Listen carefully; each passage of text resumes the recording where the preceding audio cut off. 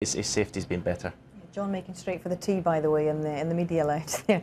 John made a very interesting point in commentary with regard to the standard set for all Scottish players, 5 in a row, and then came back a couple of years later and won it for a 6th time.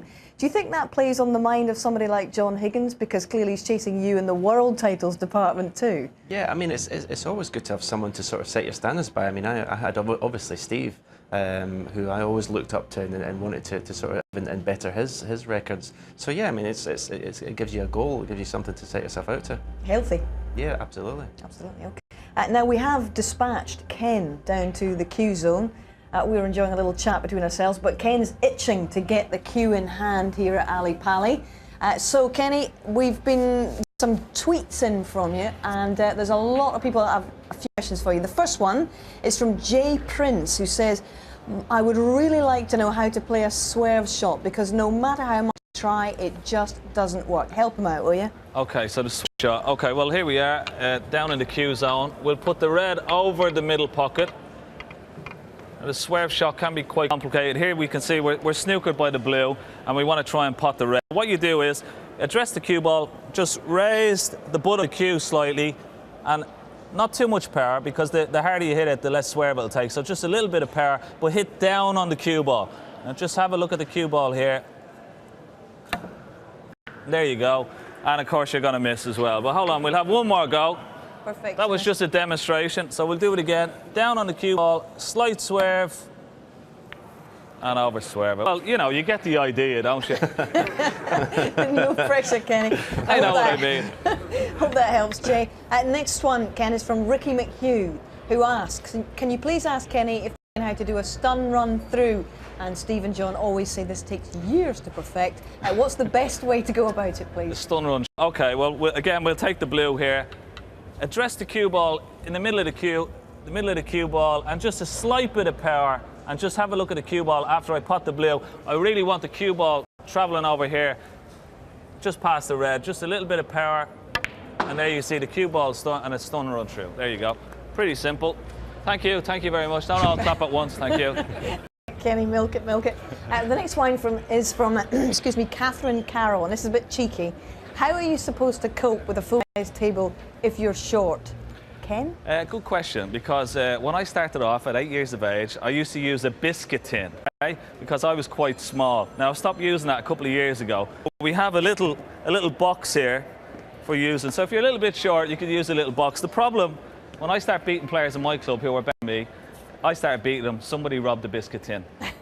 But there you go. You can use a little prop like that for a starter. Like it, Kenny. Steve, did you ever use the biscuit tin or anything like it? I didn't, but it helped me with my rest play, because I was using the rest every second shot, and I found that over the year I got really good with the rest. Okay, all right, well there you go. I hope that helps, Catherine. And another one from here doesn't require a demonstration, but I think one person to ask it to. This one's from Chris Jones.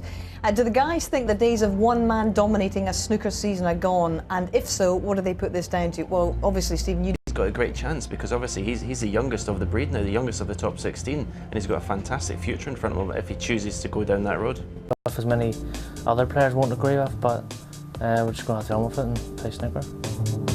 The way I'm going to work is not going to appeal to everybody. I have to take a view for the sport. Every individual, whether it's Mark Allen, Ronnie O'Sullivan, will take a view for themselves. How does this affect me? Well, I can't have that. I've got to look on what is going to take this sport to the global celebration of snooker that I believe it can become.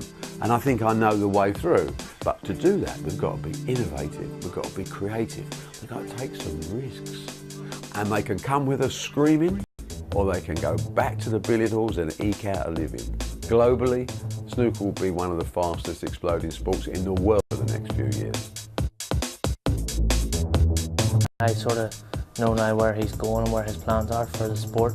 I'm still not 100% sure he'll achieve those plans, but no, he's pretty confident that he will, so no, I just play my snooker and let him do what he does best. Mark Allen, a great comeback, but it was just a mountain too far to climb. It was good. It was obviously disappointing to lose, but I might have got a lot of positives. Obviously I reached my first final. I was only 2 frames away from winning the second biggest tournament of the calendar year, so and the way I played in the final session against Judd, probably up there with the best I've played on TV, so I can take those positives out, but still obviously disappointing to lose.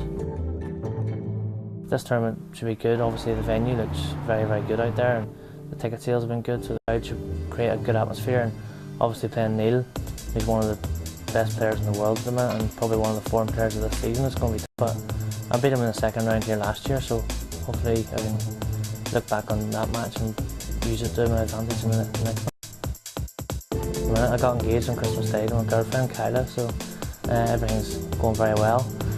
And maybe go get married.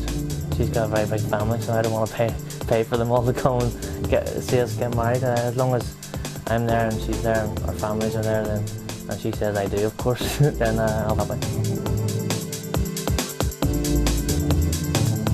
Congratulations to Mark and Kayla, absolutely lovely news, and I'm going to have to earn a few bob if he's to take the whole family somewhere to get them married, yeah.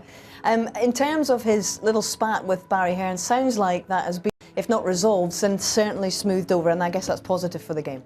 I think so, yeah. I mean, everybody's entitled to their opinion. But I think before the board meeting in December that Barry and Mark went into a room and they sorted out their differences, and Barry sort of gave his version of his vision for the future of snooker. And I think by all accounts, I think 99% of the snooker players on the circuit are happy with what is actually going on. Okay, the PTCs aren't ideal for everybody, and us included, but the future of the sport is bright.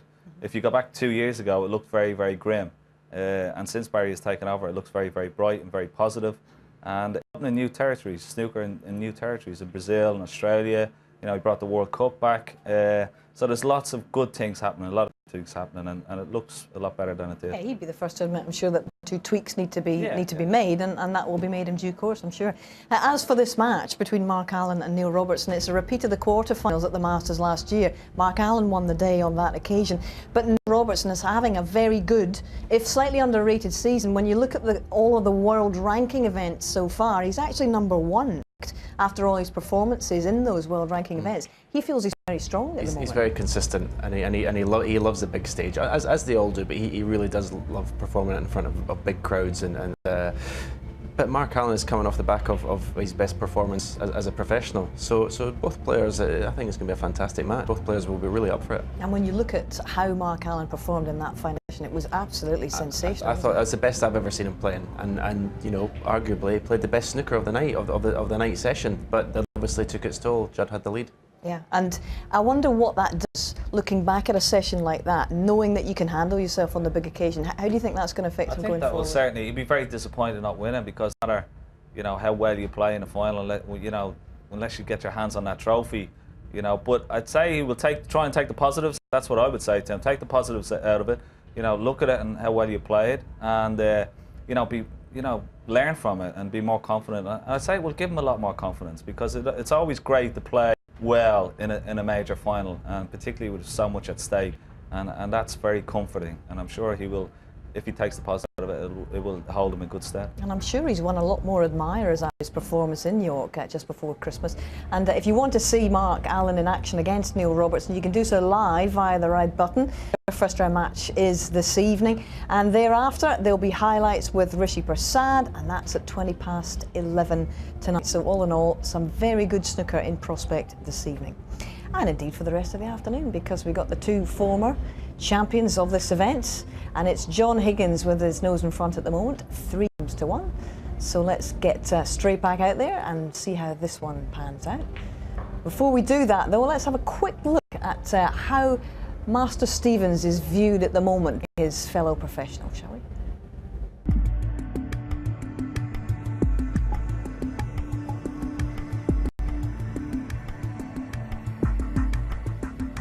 I think a lot of players in the game and experts were predicting that Mathew was going to go down a pan. He's proven them wrong.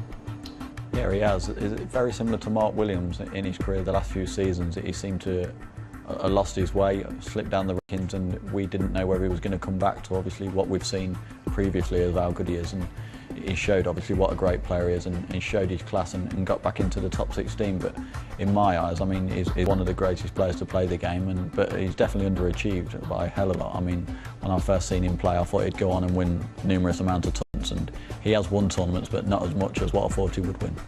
Definitely, without doubt.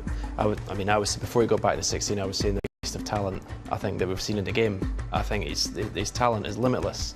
His game, he's got everything, and he might still be a waste of talent. You know, he might not win what his talent deserves. We need to wait and see. He's back in the 16 now. He's one of the top players again. But you know, I hope he does fulfil and win tournaments, because it'd be a shame, because he's a fantastic player to watch. I love, you know, obviously when you're playing, you're the receiving end when he's playing well, but I love watching him play. I think he's fantastic. I think his ability's got him back more than necessarily dedication. I don't know for sure, but it feels like his ability is so strong. Yeah, I think he was probably one of the players who perhaps was getting a little disheartened with the game when we only had sort of, you know, half a dozen tournaments a season. So, you know, basically he'd have 2 or 3 months off, and you know, what can you do in that time? I mean, it's very hard to practice for 2 or 3 without playing in a tournament in between that. So I think that again, he's one of the players who's benefited from playing in all these tournaments. You know, it's forcing him to play. He's probably playing much more now than what he has in the last 5 years. So you know, a wonderful talent, wonderful player. You know, looks absolute class around the table, he really does, and you know, it's great to see him sort of playing well again. His ranking's heading in the right direction now, so yeah, I think it would be great to see if he can start winning tournaments again. One of the best players never to have won the World Championship? Oh, I mean, without a doubt, without a doubt. I mean, you know, Mathew enjoys life. Let's put it that way. You know, he has a good time. Blame him. You know, everybody's different. We can't all be like me, who does nothing but, you know, in the 90s done nothing but play snooker all day, every day, 7 days a week. You know, everybody's different, and Mathew enjoys his life, but he enjoys his snooker as well, and he takes snooker very seriously.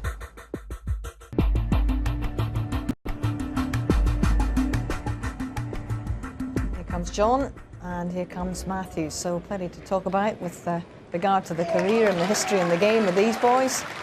It's a familiar and comfortably familiar lineup, actually. It takes us back a few years when these fellas were contesting in the later stages of the major tournaments, and it's very good to see them here in this first round of the Masters. But John, as I was saying earlier, 3-1 up. First of 6 will go through to the quarterfinals. So back to Steve and to John.